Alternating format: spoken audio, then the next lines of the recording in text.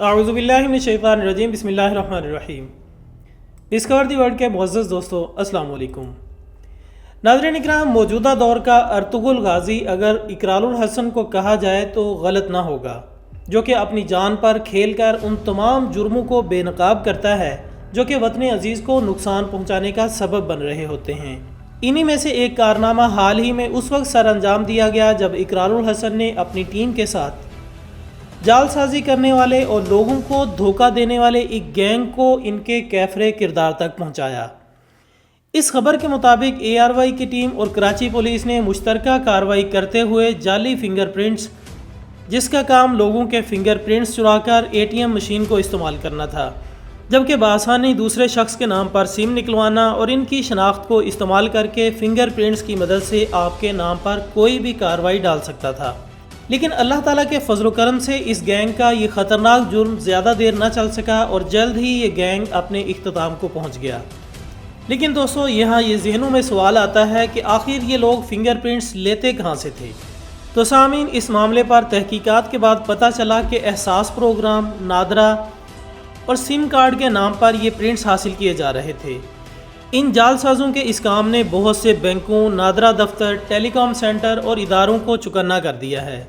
News report کے مطابق اس گروہ کی موجودگی کے بعد یہ کہا جا سکتا ہے کہ پاکستانیوں کے انگوٹھوں کے نشانات اور نادرا کا ڈیٹا بھی غیر محفوظ ہے، کیونکہ یہ گروہ انگوٹھوں کے نشانات یعنی فنگر پرنٹس چرا کر ربڑ کے تھمب امپریشن بنا کر اپنے مقاصد پورے کرتا تھا،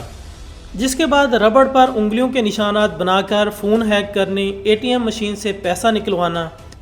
اس کے علاوہ ٹیلی کام سیکٹر، بینکنگ سیکٹر اور احساس پروگرام ان جال سازوں کے نشانے پر ہے، جبکہ شریف شہریوں کے نام پر جعلی موبائل سم کے ذریعے جرائم اور دہشت گردی کا بھی خدشہ موجود ہے۔ پولیس نے انکشاف کیا ہے کہ کئی وارداتوں میں جعلی سمز کے شواہد بھی سامنے آئے ہیں۔ اس اسکینڈل کے بے نقاب ہونے کے بعد بائیو میٹرک سسٹم اور نادرا ملازمین میں گروہ کے سہولت کاروں کی موجودگی کے حوالے سے سوالات بھی پیدا ہوئے ہیں، کیونکہ اندرونی حمایت کے بغیر یہ گروہ اپنے عزائم پورے نہیں کر سکتا تھا۔ لہٰذا اس گروہ کو پکڑنے کے لیے سرعام کی ٹیم نے 2 ماہ کی مسلسل کوشش کی، جس کے بعد جعلی فنگر پرنٹس بنانے والے اس گروہ کی نشاندہی کی، جس کے بعد متعلقہ اداروں نے کارروائی کرتے ہوئے ان ارکان کو گرفتار کر لیا، جبکہ یہ انکشاف بھی سامنے آیا ہے کہ گروہ کے ارکان کا تعلق سندھ کے ضلع راجن پور سے ہے۔ گروہ کے ارکان تھمب امپریشن سے ربڑ کے انگوٹھے بنا لیتے تھے، جس کے ذریعے انہوں نے صارفین کے بینک اکاؤنٹ سے ATM سے پیسے بھی نکالے۔ اس کے علاوہ اس گروہ نے بڑے اکاؤنٹ ہولڈرز کو بھی نشانے پر رکھا ہوا تھا، جبکہ انہوں نے احساس پروگرام اور ٹیلی کام سیکٹر کو بھی نشانہ بنایا۔ احساس پروگرام میں رجسٹرڈ خواتین کے تھمب امپریشن بنائے گئے۔ بہرحال دوستو، کہا جا رہا ہے کہ پولیس کے ہاتھوں گرفتار ہونے والے ملزمان سے احساس پروگرام کے رجسٹرڈ برآمد ہوئے ہیں۔ ملزمان نے مزید انکشاف کیا ہے کہ انہوں نے ربڑ کے انگوٹھوں کی مدد سے جعلی سمیں نکالیں اور فون ہیک کرنے سمیت واٹس ایپ بھی بنائے، جو کہ بالآخر زیادہ دیر تک اپنا یہ جرم برقرار نہ رکھ سکے اور سرعام کے اینکر اقرار الحسن کے ہاتھوں پاکستان سمیت دنیا کا سب سے بڑا ڈیجیٹل سکینڈل بے نقاب ہو گیا۔ کیونکہ ناظرین، فنگر پرنٹس کو دنیا میں اب تک محفوظ سمجھا جا رہا تھا،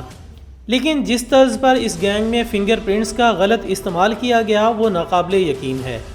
اور جرائم کی دنیا میں ان حیرت انگیز سرگرمیوں کے بدولت آج جہاں انسان مثبت طور پر ترقی کی راہوں پر گامزن ہوا ہے، وہیں منفی اثرات نے بھی اپنا پورا حصہ ڈالا ہے۔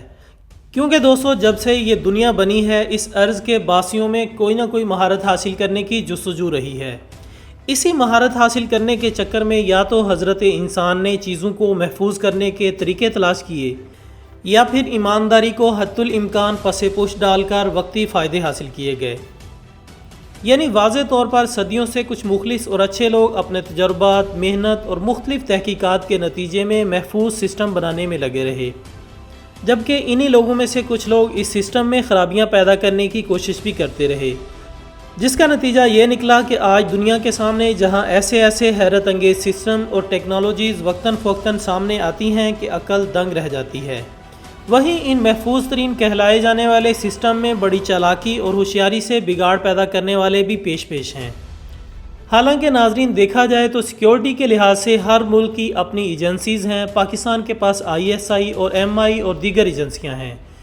اسی طرح انڈیا کے پاس را، اسرائیل کے پاس موساد اور امریکہ کے پاس CIA اور بہت سی دیگر ایجنسیز موجود ہیں۔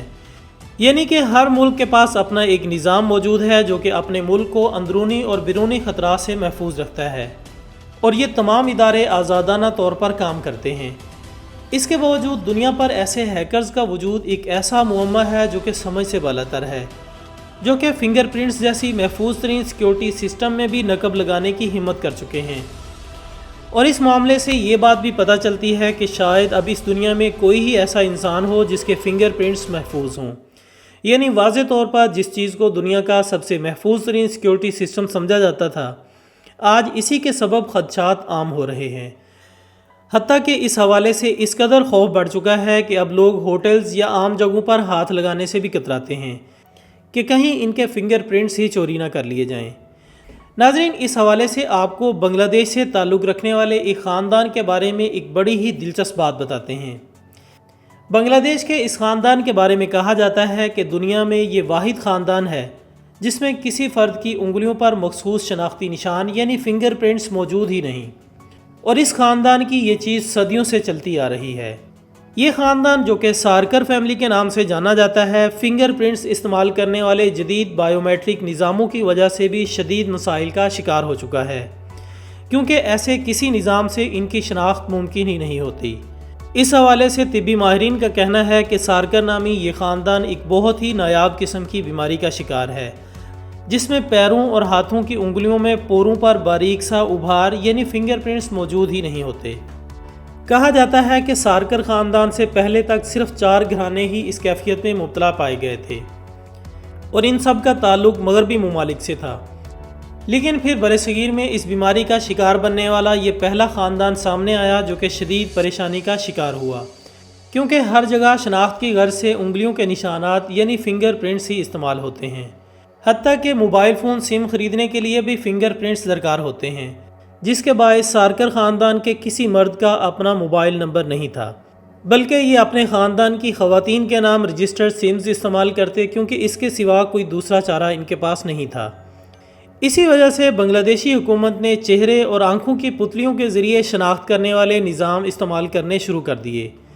جس کی بدولت سارکر خاندان کے کچھ مسائل کم ہوئے، لیکن ہیکنگ گینگ کی ان سرگرمیوں کے بعد دنیا میں واحد یہی خاندان ہوگا جس کو اس گینگ سے کسی قسم کا کوئی خدشہ نہیں ہوگا۔ تو دوستو، یہ تھی ہماری آج کی ویڈیو۔ ہم امید کرتے ہیں کہ آپ کو یہ ویڈیو ضرور پسند آئی ہوگی۔ ویڈیو پسند آنے کی صورت میں اسے اپنے سوشل میڈیا اکاؤنٹس پر شیئر کیجیے گا، اور کومنٹس کی صورت میں اپنی رائے ہم تک ضرور پہنچائیے گا۔ ہماری اگلی ویڈیو آنے تک اپنا دوستوں، رشتہ داروں اور گرد و نواح کے تمام لوگوں کا بہت خیال رکھیے گا۔ اللہ حافظ۔